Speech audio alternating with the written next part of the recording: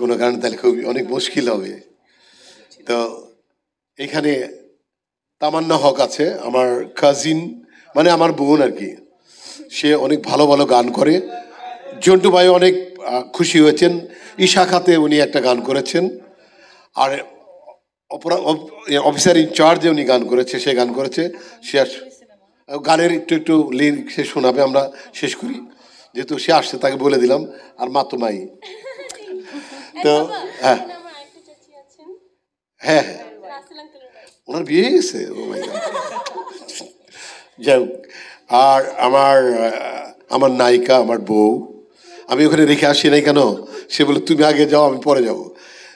রেখে যাওয়া ঠিক না, এখন তো দিন খারাপ।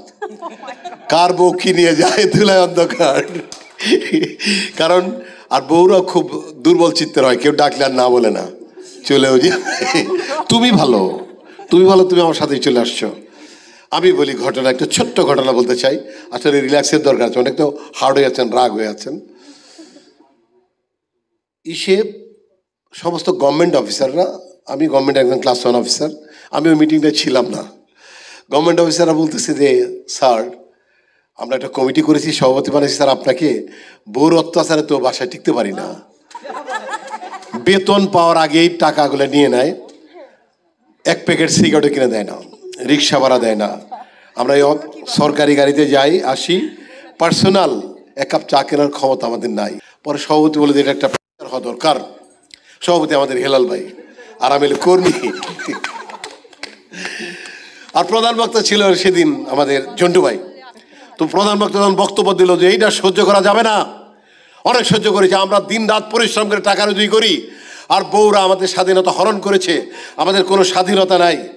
তখন একটা পিয়ন দৌড়ে আসছে, স্যার এক ট্রাক মহিলা আসছে, সবার হাতে লাঠি।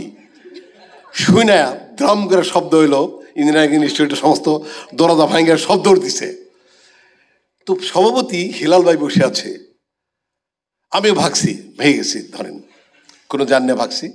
তখন পিয়ন বলল, স্যার আপনি যে বসে আছেন, ম্যাডাম তো সবার আগে।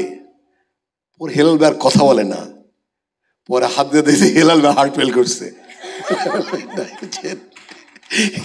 এই হলো নারীদের। আরেকটা কথা বলতে চাই, ওটা বললাম। আর রাজাউদ্দিনদের বলতে চাই।